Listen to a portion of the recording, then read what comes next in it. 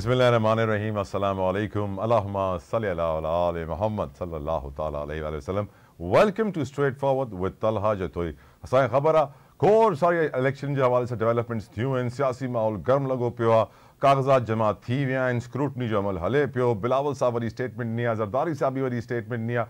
पर पहिरियों मां प्रोग्राम में ॻाल्हाइणु चाहींदुमि छो अॼु जो ॾींहुं, अॼु जो ॾहारो क़ाइद आज़म मोहम्मद अली जिन्ना जे नाले हूंदो। यकीनन हुननि वॾी क़ुर्बानियूं ॾिनियूं, वॾो कमु कयो ऐं तमामु सुठो मैसेज असांखे ॾिनो कि कीअं असां हिकड़ी सुठी क़ौम, तरक्की याफ़्ता सच्ची सोच वारी क़ौम ठही सघूं था। पर सैडली वॾे अफ़सोस सां मूंखे चवणो थो पए कि असां क़ाइद आज़म जो पैगाम विसारे छॾियो, असां हुननि जी ॿुधायल ॻाल्हियुनि ते न हली सघियासीं। मां चाहींदुमि कि हिन खां अॻु में कि मां तव्हांखे पढ़ी ॿुधायां कि क़ाइद आज़म असांखे छा ॿुधाए विया। पहिरियों ॿुधाइणु चाहींदुमि तव्हांखे, कुझु झलकियूं ॾेखारणु चाहींदुमि, कुझु यादूं तव्हांजी ताज़ा करणु चाहींदुमि क़ाइद आज़म मोहम्मद अली जिन्ना जी।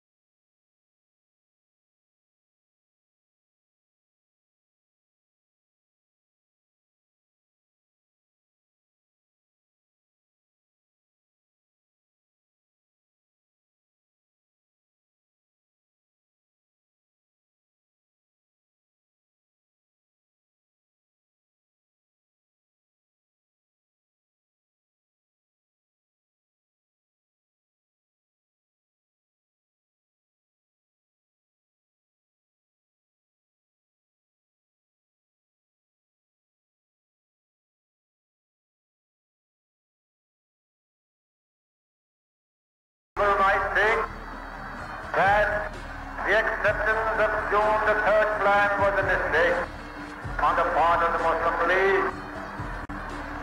I would like to tell them that the consequences of any other alternative would have been too disastrous to imagine. The systematic massacre of defenseless and innocent people put to shame even the most heinous atrocities committed by the worst tyrants known to history. We thank Providence for giving us courage and faith to fight these forces. जी क़ाइद आज़म जी पहिरीं ॻाल्हि तव्हां ॿुधी हिन video में, उहे साॻा words अॼु असांजे chief of army staff general Asim Munir साहब भी तकरीब में ख़िताब कंदे महिल चया। यकीनन असां सभु आज़ादु आहियूं ऐं वॾो इंपॉर्टेंट मैसेज हो जेको क़ाइद आज़म तमामु मज़हबनि खे ॾिनो कि सभु बराबरि आहियूं, सभु अमन सां हिन मुल्क में रहण लाइ राज़ी आहियूं। गॾोगॾु जेको इंपॉर्टेंट मैसेज क़ाइद आज़म मोहम्मद अली जिन्ना मुंहिंजी नज़र में ॾिनो, मां तव्हांजे साम्हूं रखणु चाहींदुमि। Right, the words he used, if we take our inspiration and guidance from the Holy Quran, the final victory, I once again say, will be ours. यानी अगर असां पंहिंजी रहनुमाई कुरान पाक का हासिल कयूं तो असांजी फतह थींदी, असां खटे रहंदासीं हर जंग में, हर मुश्किल में, हर मसलियत में। बट सैडली मां नथो ॾिसां कि अॼु जो मुसलमान कुरान पाक सां रहनुमाई वठे थो। मूंसां गॾु डिस्कशन करण लाइ हिन वक़्तु मौजूद आहिनि, कंहिं तारुफ़ जा मोहताज न आहिनि, तैमूर सलीम ख़ान झगड़ा साहब अॻूणा वज़ीर रही चुके हैं। तैमूर साहब, thank you so very much for joining us, बहुत बहुत शुक्रिया सर। मैं कोशिश ये कर रहा हूँ कि आज मैं ये जान सकूँ कि क़ाइद आज़म मोहम्मद अली जिन्ना आसमानों से जब पाकिस्तान की तरफ देख रहे होंगे तो क्या सोच रहे होंगे? क्या वो खुश होंगे? क्या वो उदास होंगे? क्या वो ये सोच रहे होंगे कि पाकिस्तान का ये हाल हुआ है कि शायद मुझसे कोई गलती हो गई होगी? आपको सर क्या लगता है, वो क्या सोच रहे होंगे तैमूर साहब? देखिए, जी तो ये चाहता है कि कहूं कि खुश तो नहीं होंगे और उनका एक जो शायद हिस्सा हो वो तो खुश ना हो, लेकिन मेरे ख्याल में तस्वीर की दूसरी रुख भी देख लेते हैं। ऐसे टाइम पे सिर्फ मायूसी और नेगेटिविटी नहीं फैलानी चाहिए। अगर आप 76 साल बाद देख लें और 1947 में जाएं तो शायद 1947 में किसी का ख्याल ना हो कि पाकिस्तान 76 साल बाद जिंदा होगा, क्योंकि याद रहे कि पंजाब और बंगाल दोनों जो है वो 76 सालों में 2 टुकड़े हुआ है, लेकिन 2 टुकड़े हुए। अब मैंने कहा ना, तस्वीर के 2 रुख हैं। तो पहला रुख तो ये है कि पाकिस्तान आज भी जिंदा है और इंशाल्लाह क़यामत तक जिंदा रहेगा और बहुत से तरीकों में पाकिस्तान ने बहुत प्रोग्रेस की। ये तो पहला हिस्सा है। अब तस्वीर की वाकई वो जो ज्यादा डिप्रेसिंग वाली साइड है, वो अगर आप देख लें तो पाकिस्तान 2 टुकड़े भी हुआ। उसमें भी हम ये नहीं कह सकते कि बाहर किसी की गलती थी, गलतियां हमें अपनी माननी पड़ेंगी।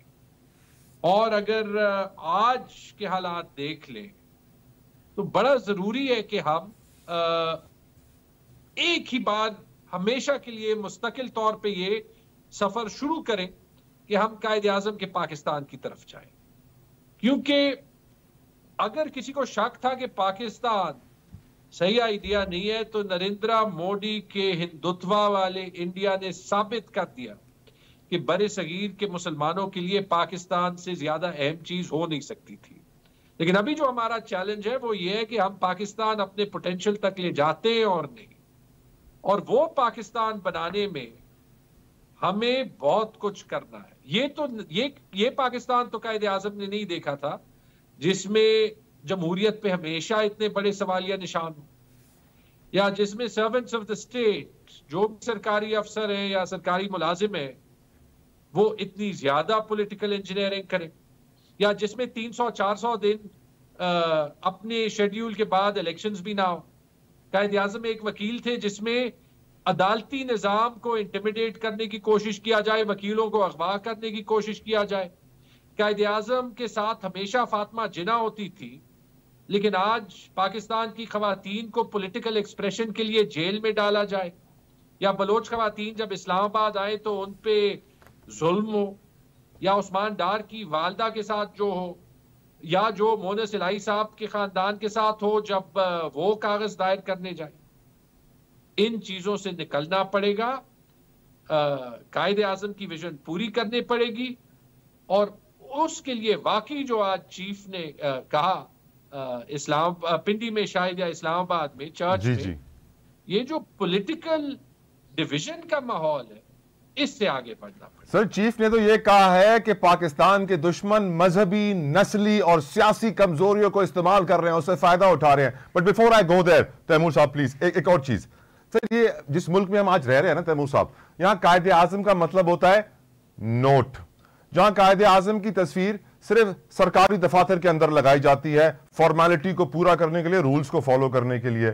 साथ साथ एक ऐसा मुल्क जो समझता है कि आधा समझता है कि कायदे आजम की एम्बुलेंस खराब हुई थी, आधा समझता है कि कायदे आजम की एम्बुलेंस से पेट्रोल खत्म हो गया होगा, और पूरा मुल्क यही कहता है कि फातिमा जिन्ना की मिस्टीरियस डेथ हुई थी। आज तक हमें मालूम ही नहीं पड़ा कि फातिमा जिन्ना की मौत वाकई कैसे हुई।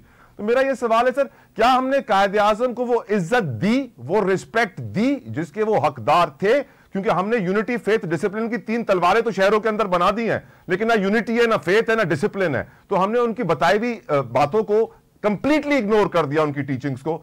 लेकिन जहां बात आती है कायदे आजम की, तो हर किसी के दिमाग में पहला ख्याल नोट ही आता है। सर, आप क्या कहेंगे इस पर? कायदे आजम के नोट पूरे पाकिस्तान में मशहूर हैं, शायद सिंध में बाकी पाकिस्तान से ज्यादा मशहूर है। लेकिन बाकी जो बातें आपने की वो उनमें हकीकत है और सच्चाई है। देखिए, क्यों हम इतनी ज्यादा कंस्पिरेसी थियरीज में बिलीव करते हैं? पर्सनली मैं नहीं बिलीव करता। क्यों हर जो वाकया पाकिस्तान में होता है उसके साथ कोई ना कोई कंस्पिरेसी थियरी अटैच हो जाती है। और जैसे आपने कहा वो कायदे आजम की डेथ से, या लियाकत अली खान की शूटिंग से, या फातिमा जिन्ना की डेथ पे भी वो सवाल उठते हैं, क्योंकि यहां पे हमने सिस्टम्स नहीं बनाए। हम आईन तो बना देते हैं, लेकिन जो लोग आईन बनाते हैं या जो लोग आईन पे ओथ लेते हैं, वो खुद ये कहते हैं या दिमाग में वो समझ लेते हैं कि ये आईन या ये कानून हम उस वक्त तक मानेंगे जब तक it is worth it for us, या हमारे लिए कन्वीनियंट हो, या हमारे हक में हो। तो ऐसे तो फिर कोई मुल्क भी नहीं चलता ना, क्योंकि अगर मुझे कानून का साया मेरे सर पे नहीं है, या मैं चाहूं कि कानून मेरे लिए एक तरीके से काम करे और किसी और के लिए दूसरे तरीके से काम करे, तो फिर तो मैं भी अपने लिए कोई ना कोई सिफारिश।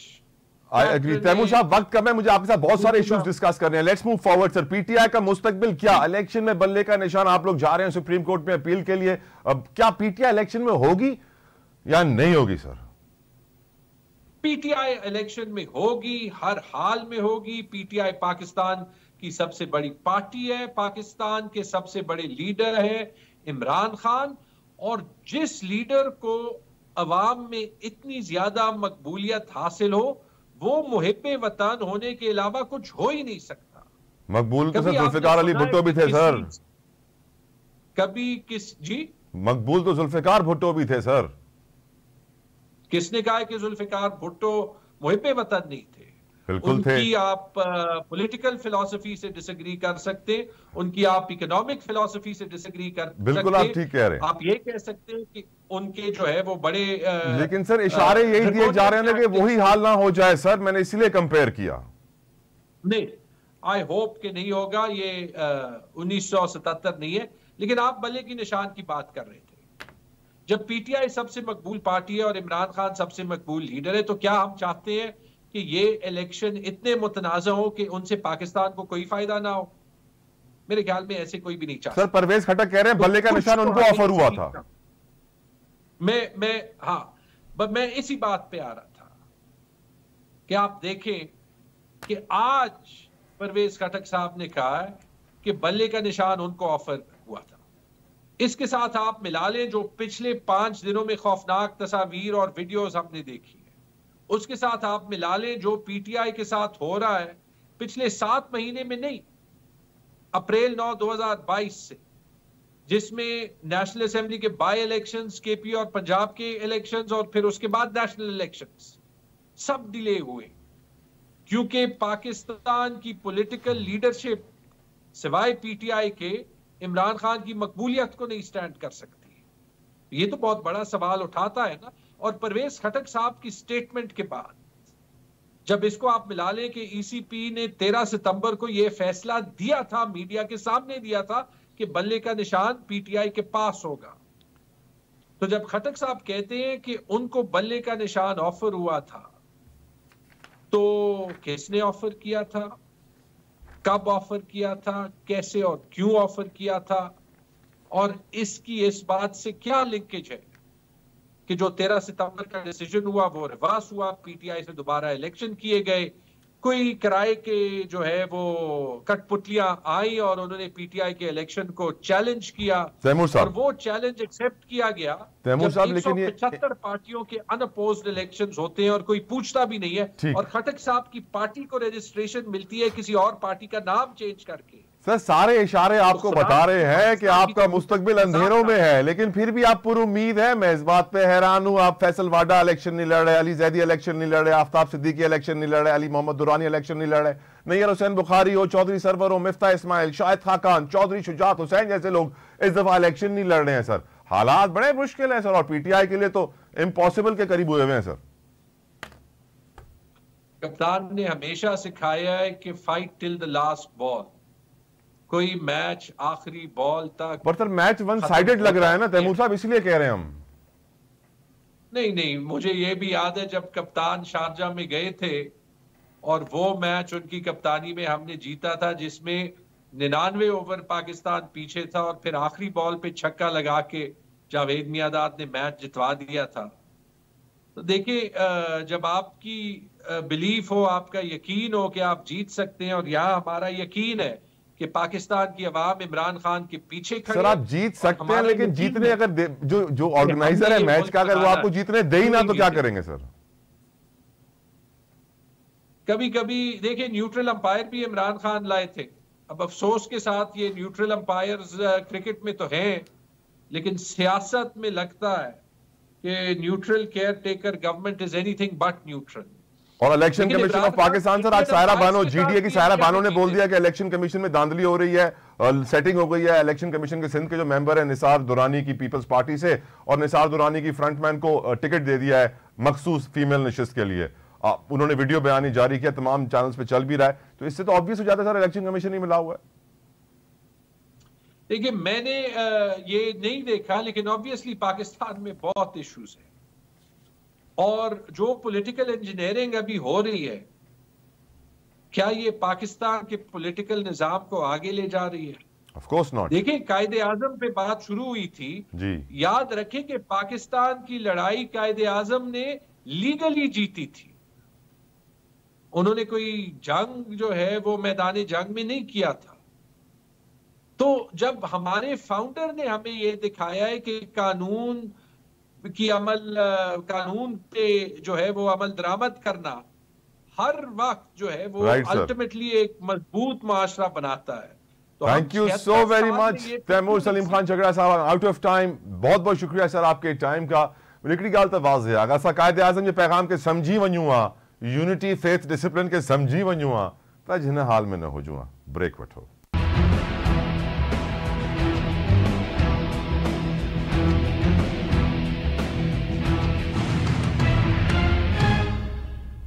पीपल्स पार्टी के लीडरान की तरफा आज वरी स्टेटमेंट्स आए हुए हैं, उनके डिस्कस करने मुझसे गॾु मौजूद हैं पीपल्स पार्टी के सीनियर लीडर हैं हसन मुर्जा साहब। हसन साहब, thank you so very much साईं, आपने अपना कीमती वक्त हमारे लिए निकाला, जज़ाकल्लाह खैर।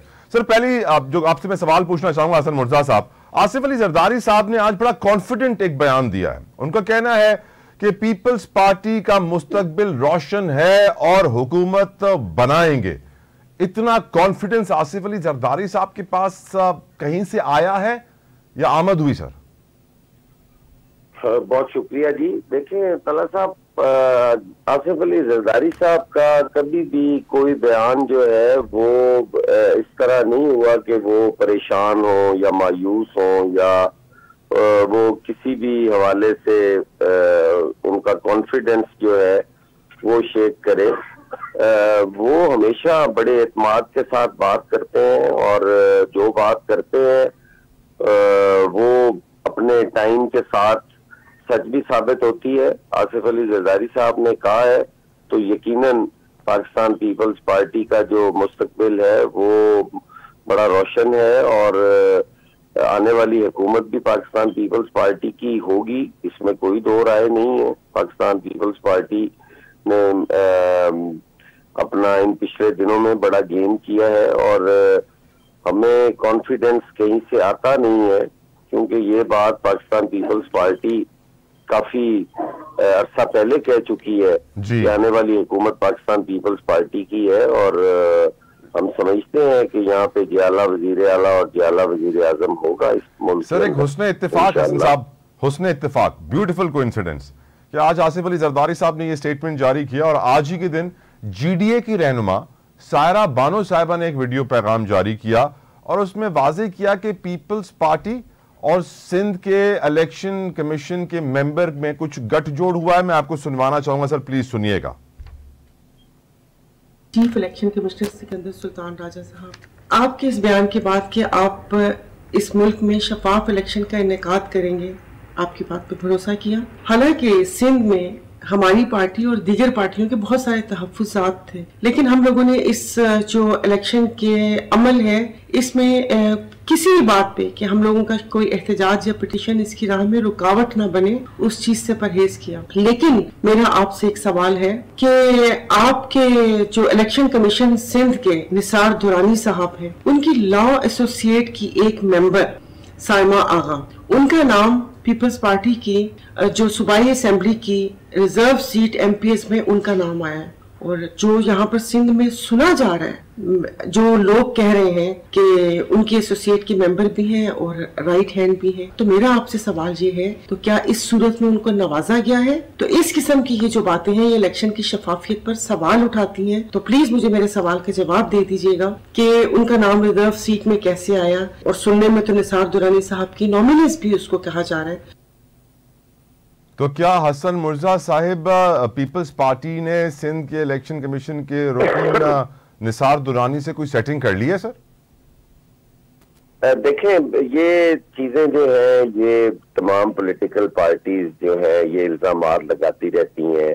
Election commission member, election commission Sindh जो है वो क्या उनकी फैमिली जो है वो पाकिस्तान की नेशनल नहीं है? क्या उन्हें किसी इंतखाबी अमल का हिस्सा बनने का हक नहीं है? क्या वो वोट कास्ट नहीं कर सकते? क्या उनकी फैमिली से कोई इससे इल्जाम ये आयद होता है कि सर के सियासतदान और ब्यूरोक्रेट्स गठजोड़ बना लेते हैं और इलेक्शंस मनूवर कर लेते हैं।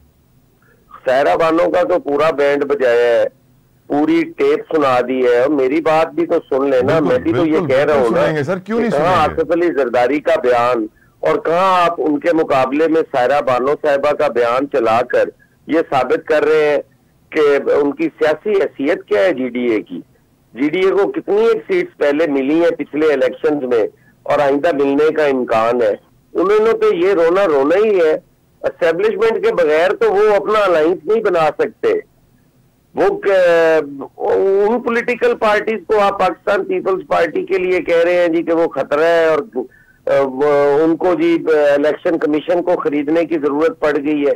पीपल्स पार्टी की तारीख गवाह है, हम आज तक ना हमने कभी इलेक्शन कमीशन खरीदे हैं, ना हमने कभी इस किस्म के गैर जमहूरी इत्तेहाद बनाए हैं, ना ही हम इस सोच के मालिक हैं कि हम किसी को रिश्वत देकर और हम पूरा सिंध जो है वो कैप्चर कर लेंगे।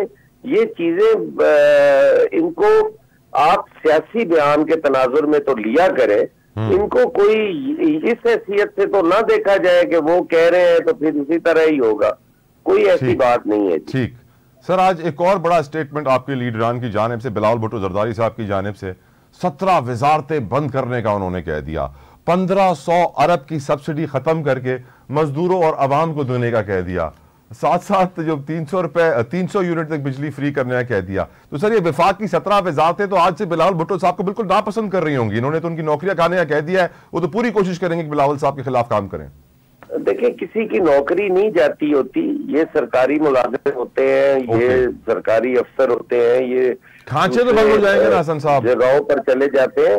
वजारतें खत्म करने का उसमें अपना जो डेवोल्यूशन हुई थी, जो हमारे 18वीं तरमीम पे जो अमल दरामद है वो पाकिस्तान पीपल्स पार्टी ने यकीनन करना है। और अगर हम ये सब्सिडी खत्म करके डायरेक्टली अवाम को रिलीफ देने जा रहे हैं, चेयरमैन बिलावल भुट्टो ने तो वाज़ेह तौर पे ये बात कही है कि हम यूथ कार्ड बनाएंगे, हम मजदूर कार्ड बनाएंगे, हम विमेन एम्पावरमेंट के लिए जो बेस्ट था उस पे हम वो पैसे जो है वो बढ़ाएंगे, हम किसान कार्ड बनाएंगे।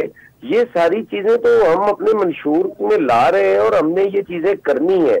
हमने आम आदमी को रिलीफ देना है। पाकिस्तान पीपल्स पार्टी खवाइश की जमात ही नहीं है, आम आदमी की जमात है और आम आदमी की बात करती है, आम आदमी की आवाज बनती है, आम आदमी को फायदा पहुंचाने की बात करती है, नौकरियां भी देती है, नौकरियों का तहफ़्फ़ुज़ भी करती है। पीपल्स पार्टी कहाँ नौकरियां छीनने वाली बात है। हमने तो ये पीछे 17,000 खानदान जो थे उनको बहाल करने की बात की, उसमें सारे रुकावटें डाल रहे थे। हम तो नौकरियां देने वाले लोग हैं। लेकिन सर जिनकी सब्सिडी बंद करने की बात हो रही है वो है फर्टिलाइजर सेक्टर, बड़ा ताकतवर सेक्टर है। दूसरा सेक्टर है सर पावर सेक्टर। आप जानते हैं पावर सेक्टर सर कितना इन्फ्लुएंशियल, कितने बड़े लॉबियस्ट लोग हैं। इनकी सब्सिडी बंद करेंगे, मुश्किलात नहीं पैदा होंगे सर पीपल्स पार्टी के लिए? देखिए, मुश्किलात होती रहे जी, पीपल्स पार्टी मुश्किलात से नहीं घबराती। हमने शहादतें ली हुई हैं, हमने जानों के नजराने पेश किए हुए हैं। हम माफिया से नहीं लड़ेंगे तो कौन लड़ेगा? मियां नवाज शरीफ साहब लड़ेंगे, इमरान खान साहब लड़ेंगे, ये माफिया से लड़ेंगे। माफिया से पाकिस्तान पीपल्स पार्टी ने ही टकराना है। अगर हम दुनिया के सबसे बड़े माफिया से टकराकर एटम बॉम्ब बना सकते हैं तो ये तो छोटी छोटी सब्सिडीज हैं, ये कैसे खत्म नहीं होंगी। बड़े बड़े नाम हैं हसन साहब जो इस दफा इलेक्शन में हिस्सा ही नहीं ले रहे हैं। मैं हैरान था, नैयर हुसैन बुखारी साहब, चौधरी सरवर, मिफ्ता इस्माइल, शाहिद खाकान अब्बासी, चौधरी शुजात हुसैन जैसे बड़े बड़े बुर्ज, फैसल वाडा, अली जैदी, आफ्ताब सिद्दीकी, आफ्ताब जहांगीर, अली मोहम्मद दुरानी फ्रॉम केपी के। तो सर इस दफा इलेक्शन कह रहे हैं कि जरा मुश्किल होंगे। साथ साथ कराची में कोई बड़ा नाम नजर नहीं आ रहा हसन साहब पीपल्स पार्टी की तरफ से, नून लीग की तरफ से। पहले शहबाज शरीफ की बात हुई, मरियम साहबा की बात हुई, बैक ऑफ हो गए दोनों की तरफ से। लग ये रहा है कि एमक्यूएम के लिए ओपन ग्राउंड है कराची। देखिए, जो नाम आप गिन रहे हैं ये नाम बड़े भी तो इसी हमारे मुआशरे के नाम है ना। तो बिलावल साहब ने कराची से कुछ आप समझते हैं कि 24 करोड़ अवाम जो है ये छोटे नाम है? नाम शुरू में सारे ही छोटे होते हैं, बाद में बड़े बन जाते हैं। इंशाअल्लाह ताला आप वो फिक्र ना करें कि अगर ये नहीं होंगे तो फिर निजाम हुकूमत नहीं चलेगा या मुल्क नहीं चलेगा। ये नौजवानों का मुल्क है, 70%, 60-65% नौजवान है। वो नौजवानों को हम छोड़ दें, उनको हम जो है वो नुमाइंदगी ना दें और इन बूढ़े लोगों के साथ हम जिंदगी गुजार दें, मुनासिब नहीं है। अब नए लोगों का टाइम है, नौजवानों का टाइम है। वो ही इंशाअल्लाह ताला माजी में बड़े नाम बनेंगे। सर, वोट की इंपॉर्टेंस के ऊपर हमारे सामने कायदे आजम मोहम्मद अली जिन्ना की बड़ी तकरीरें हैं। उन्होंने बताया था वाज़े तौर पर कि वोट की ताकत से हुक्मरान बदलना, वोट की ताकत से अपना रहनुमा लेकर आना।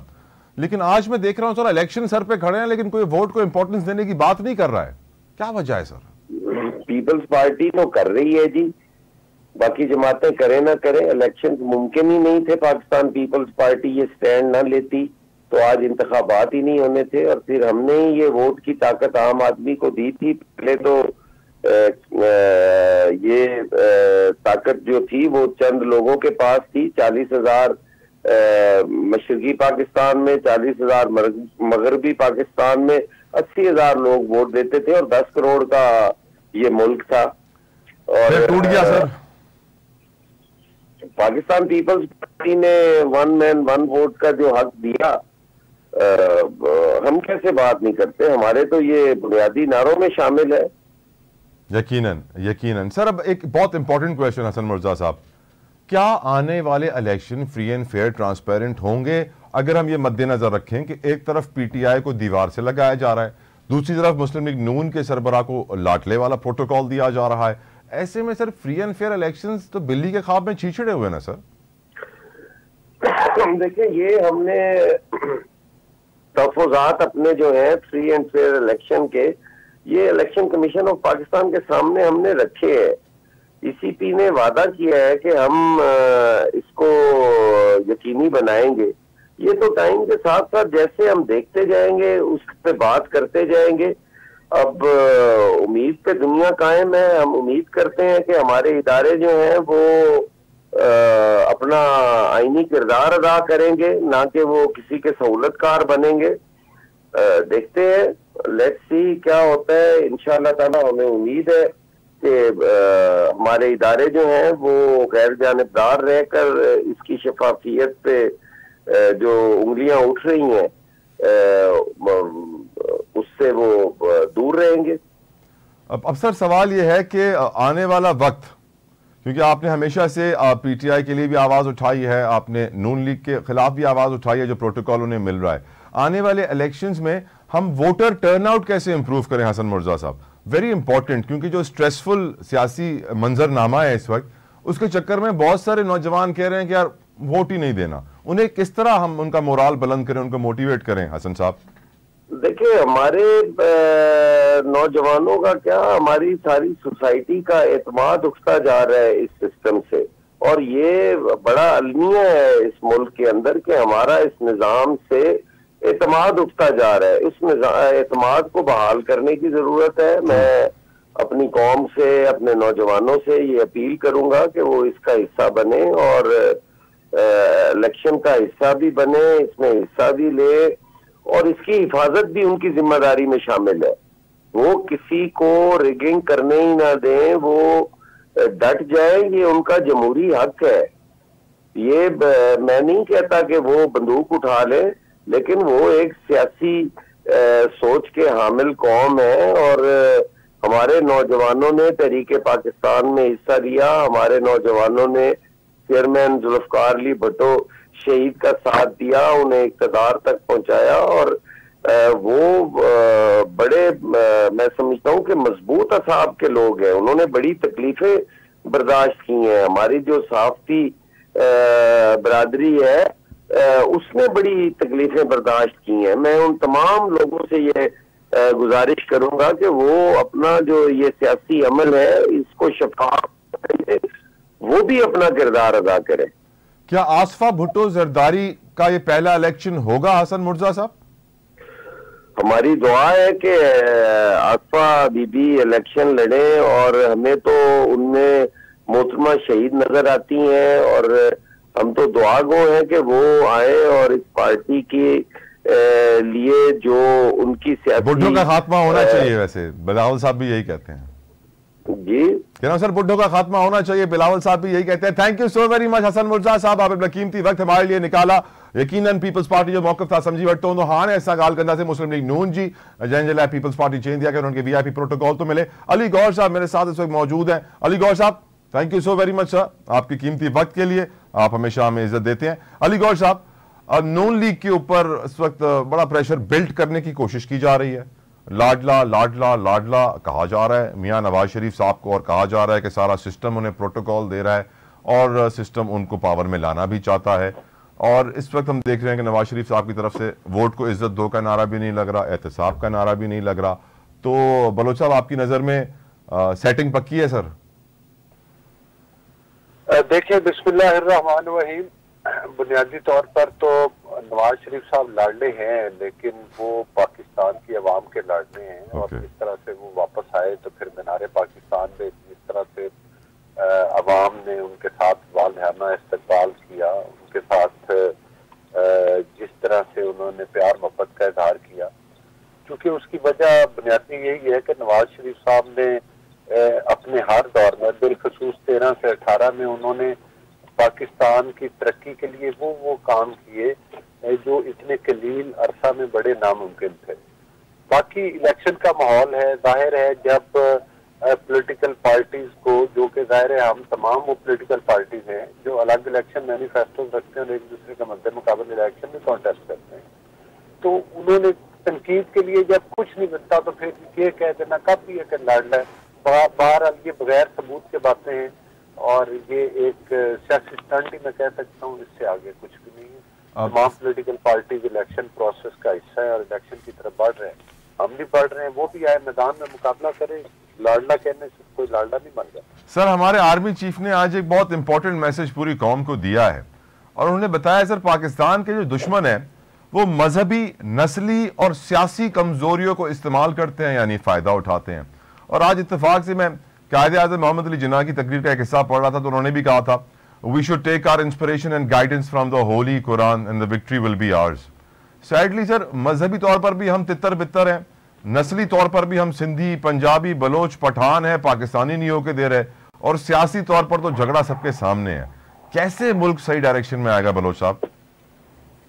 देखिए, आपने बात दुरुस्त की है कि ये हमारी बदकिस्मती है कि हम जिन चीजों, जो चीजें हमारी पहचान है, असल तो गुलदस्ता पाकिस्तान है और पाकिस्तान का वफाक है, बाकी सूबे उसकी इकाइयां हैं।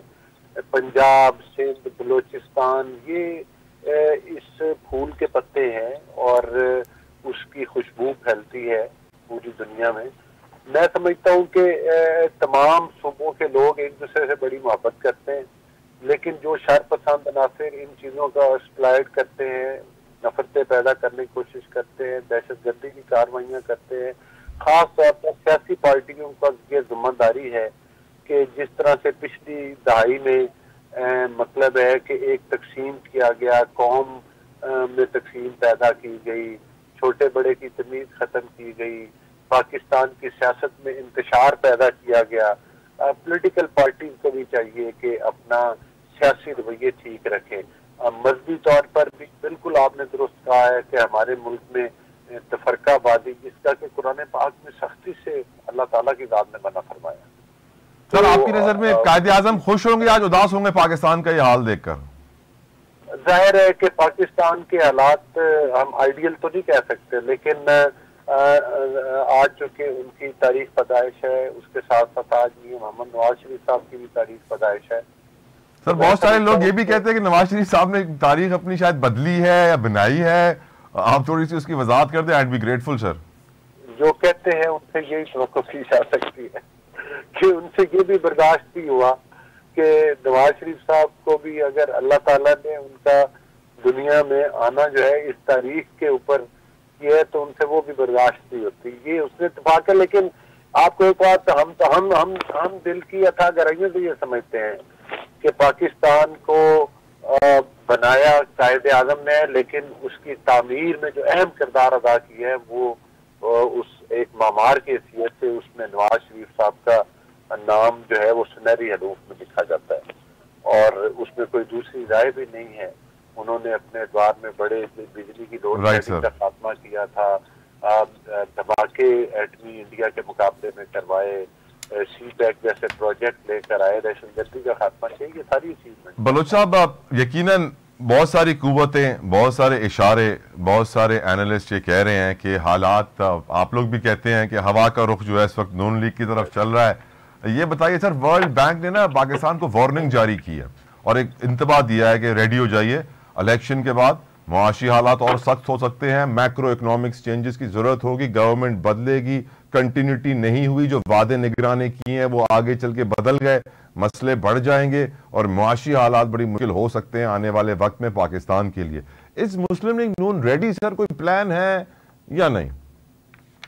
देखिए, बुनियादी तौर पर मैं आपको बताऊं कि इसमें तो कोई दूसरी राय नहीं है कि पाकिस्तान को बहुत बड़े बड़े जो है वो चैलेंजेस हैं और पाकिस्तान को 2013 में भी बड़े बड़े चैलेंजेस थे। 20-20 घंटे की शेडिंग थी, दहशतगर्दी का चैलेंज था, पाकिस्तान की कारखानों के दरवाजे बंद पड़े हुए थे, लेकिन अल्लाह के फजल करम से इंसान के इरादे पुख्ता हों तो उस वक्त भी हमने इन काफी चीजों के ऊपर नवाज शरीफ साहब ने जो थे वो मतलब है कि बड़ी अचीवमेंट्स की। लेकिन आने वाले वक्त में यकीनन चैलेंजेस हैं, लेकिन मैं समझता हूँ कि अगर आने वाली हुकूमत पाकिस्तान के मसाइल को फोकस करेगी और मुसम्मम इरादे के साथ चलेगी तो इंशाल्लाह ये मसले हल हो सकते हैं। सर, आज सदर मुमलिकत डॉक्टर आरिफ अलवी ने दस्तखत कर दिए हैं और आहद चीमा को घर भेज दिया गया है, तो क्या आपकी बी टीम कमजोर हो गई है अली गौर बलोच साहब?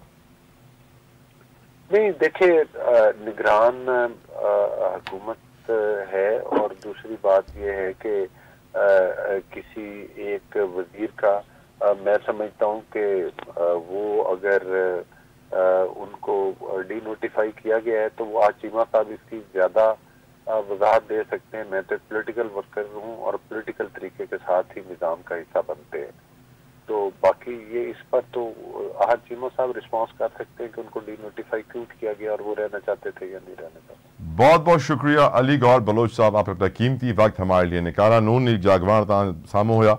यकीनन पाकिस्तान में जितनी भी सियासी पार्टीज हैं वो हिकड़ी गाल ते इतफाक कन पियूं कि कायदे आजम जै पाकिस्तान जो ख्वाब ॾिठो वो असां हासिल कोन कयोसीं। असां इनफैक्ट जेको पाकिस्तान हुननि असांखे ॾिनो, असां हुननि खे बि हुन पाकिस्तान खे बि तबाह बर्बाद करण में का कसर न छॾी आहे। 2 टुकड़ा पाकिस्तान अॻु में थी चुकियो आहे ऐं हाणे बि पाकिस्तान जो जेको हाल आहे, अल्लाह यकीनन मां दुआ कंदुमि पंहिंजे रब ताला सां कि असांजे मुल्क ते रहम फरमाए, असांजे मुल्क में जेके मज़हबी, नस्ली ऐं जेको सियासी मुश्किलात आहिनि, कमज़ोरियूं आहिनि, उन्हनि खे परे करे। पर असां मिनहसल क़ौम बि पाण खे पाण ॾिसूं, पंहिंजे गिरबान में झाके ॾिसूं कि असां में कहिड़ी बुरायूं आहिनि। जेसि ताईं हर माण्हू पंहिंजी पंहिंजी बुरायूं परे न कंदो, हिन मुल्क जी बुरायूं परे कोन थींदियूं। मूंखे इजाज़त ॾियो, अंटिल नेक्स्ट टाइम, अल्लाह हाफ़िज़।